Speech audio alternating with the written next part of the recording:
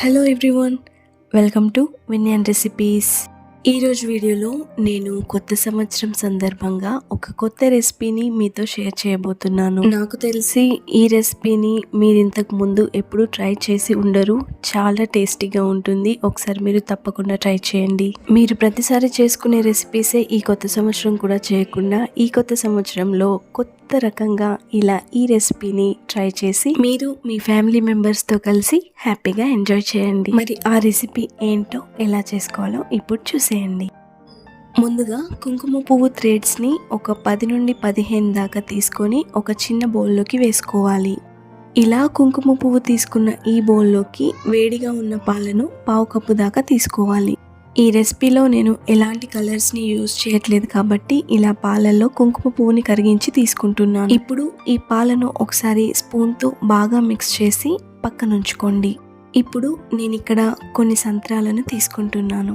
ఇప్పుడు మనం చేయబోతున్న స్పెషల్ రెసిపీ కోసం కావాల్సిన స్పెషల్ ఇంగ్రీడియంట్స్ ఇవి. చాలా చోట్ల వీటిని ఆరెంజెస్ లేదా నారింజ పండ్లు ఇలా పిలుస్తూ ఉంటారు, కానీ మేమైతే వీటిని సంత్రాలు అంటాము. మరి మీరు వీటిని ఏ పేరుతో పిలుస్తారో కమెంట్ చేయండి.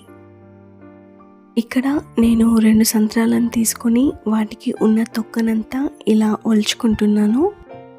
ఈ రెసిపీ చేయడం చాలా ఈజీ అండి, అలాగే చాలా ఫాస్ట్గా అయిపోతుంది. ఇలా సంత్రాలకున్న తొక్కనంతా కూడా తీసేసుకోవాలి. ఇలా ఒక సంత్రా తొక్కను ఒలిచి తీసుకున్న తర్వాత మరొక సంత్రాన్ని కూడా తొక్కను ఒలిచి తీసుకోండి. మీకు సంత్రాలని అలాగే తినడం ఇష్టమా, లేక ఏదైనా రెసిపీ చేసుకోవడం ఇష్టమా? ఇలా 2 సంత్రాలకు కూడా ఉన్న తొక్కని తీసేసుకున్న తర్వాత ఇప్పుడు వీటిని ఒకదానికొకటి విడగొట్టుకుంటూ తీసుకోవాలి. ఇక్కడ నేను మొత్తం 2 సంత్రాలను యూజ్ చేస్తున్నానండి. మీరు 2 అయినా యూజ్ చేయొచ్చు లేదా ఒకటైనా యూజ్ చేయొచ్చు. మీ అందుబాటులో ఎన్ని సంత్రాలు ఉంటే మీరు అన్నింటినీ యూజ్ చేయండి. కానీ ఈ రెసిపీలో నేను చూపిస్తున్న ప్రతి ఇంగ్రీడియంట్ యొక్క క్వాంటిటీ ప్రకారం 2 సంత్రాలు అయితే పర్ఫెక్ట్గా కుదురుతుంది. ఇప్పుడు మనం ఈ సంత్రా లోపల ఉన్న పల్ప్ని వేరు చేసుకుందాం. ఇక్కడ కొంచెం జాగ్రత్తగా గమనిస్తూ చూడండి. కేవలం 30 సెకండ్ల వీడియో క్లిప్ అండి ఇది. ఇక్కడ మీరు చూసినట్లయితే నేను తొక్కలో నుండి పల్ప్ని వేరు చేస్తున్నాను. మీరు జాగ్రత్తగా చూసుకుంటూ సేమ్ వీడియోలో చూపిస్తున్న విధంగానే మీరు కూడా తొక్కలో నుండి పల్ప్ని వేరు చేసుకోండి. మనకు ఈ రెసిపీ కోసం కేవలం పల్ప్ మాత్రమే కావాల్సి ఉంటుందండి. మీరు గింజల్ని ఏమాత్రం యూజ్ చేయకండి, ఎందుకంటే గింజల్ని యూజ్ చేయడం వల్ల రెసిపీ అనేది పూర్తిగా ఫెయిల్ అయిపోతుంది. ఈ రెసిపీని చిటికలో చకచకా చేసేసుకోవచ్చు, కాకపోతే ఈ ఒక్క ప్రాసెస్ దగ్గరే కొంచెం టైం పడుతుంది. ఇలా ఆరెంజెస్ లోని పల్ప్ అంతా తీసుకుంటూ ఇలాంటి చెత్త ఏమీ రాకుండా చూసుకుంటూ ఒక బౌల్లోకి తీసుకొని పక్కన ఉంచుకోండి. ఇక్కడ మీరు చూసినట్లయితే నేను 2 సంత్రాలలోని పల్ప్ని తీసుకున్నాను. ఇది సుమారుగా అరకప్పు కంటే కొంచెం ఎక్కువగానే ఉంటుంది. ఇక్కడ మీరు చూసినట్లయితే మనం ముందుగా సంత్రాలను తీసుకొని ఆ పైన తొక్కని వలిచేసి తర్వాత పొట్టును తీసేసి ఇలా పల్ప్ని తీసి రెడీగా ఉంచుకున్నాం. మనకిక్కడ ఈ పొట్టుతో ఎలాంటి పని ఉండదండి, సో దీన్ని పక్కన పడేసేయండి. నారింజ తొక్కలో ఎన్నో ప్రయోజనాలు ఉన్నాయండి. అవి మనకు మన బాడీకి ఎలా ఉపయోగపడతాయో నేను నెక్స్ట్ వీడియోలో మీతో షేర్ చేస్తాను. సో వీటిని అస్సలు పడేయకండి, ఇవి మనకు చాలా ఉపయోగపడతాయి.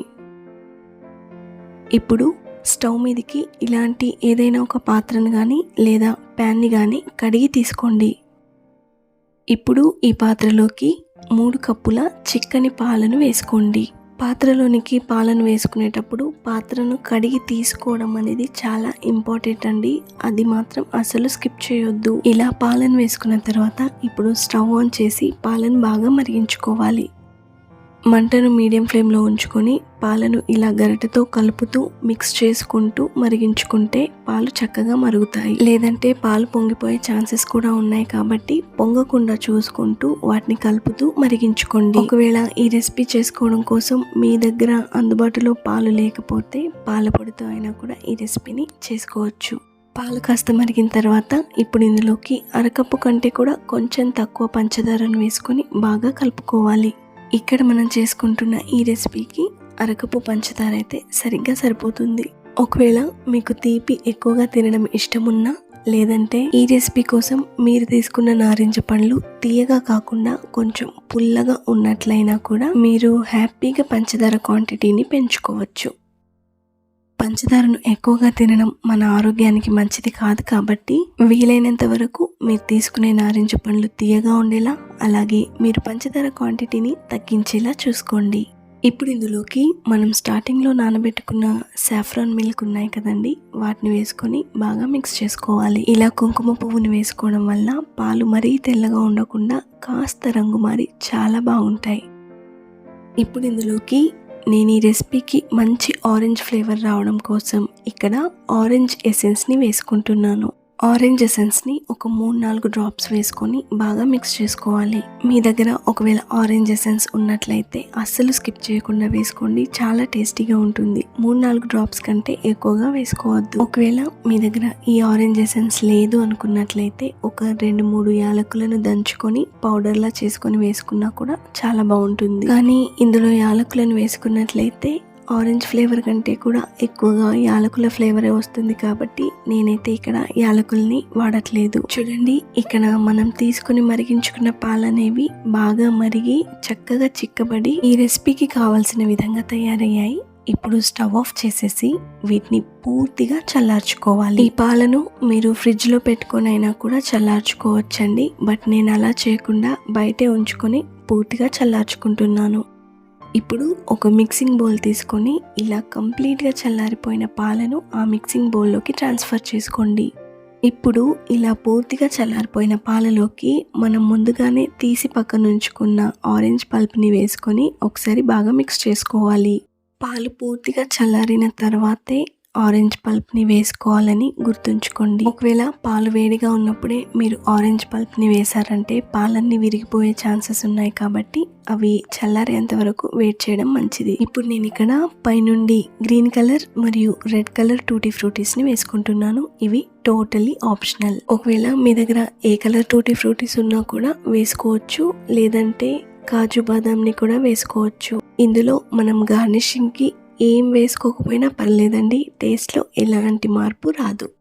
ఇలా ఒకసారి బాగా మిక్స్ చేసుకున్న తర్వాత ఇప్పుడు ఒక బౌల్లోకి సర్వ్ చేసుకోండి. ఇలా చల్లగా సర్వ్ చేసుకొని పైనుంచి అలా టూటీ ఫ్రూటీస్ని వేసుకొని తింటే ఎంత టేస్టీగా ఉంటుందంటే మీరు ఎప్పుడూ చేసుకునే పాయసాన్ని కూడా మర్చిపోతారు. మరి ఈ కొత్త సంవత్సరం రోజున మీరు కూడా మీ ఇంట్లో వాళ్ళ కోసం మరియు మీ ఇంటికి వచ్చే బంధువుల కోసం ఈ రెసిపీని చేసి కొత్త సంవత్సర శుభాకాంక్షలతో పాటు ఈ పాయసం రుచిని కూడా అందించండి.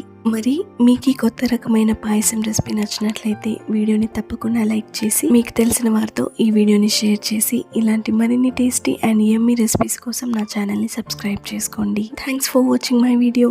బాయ్.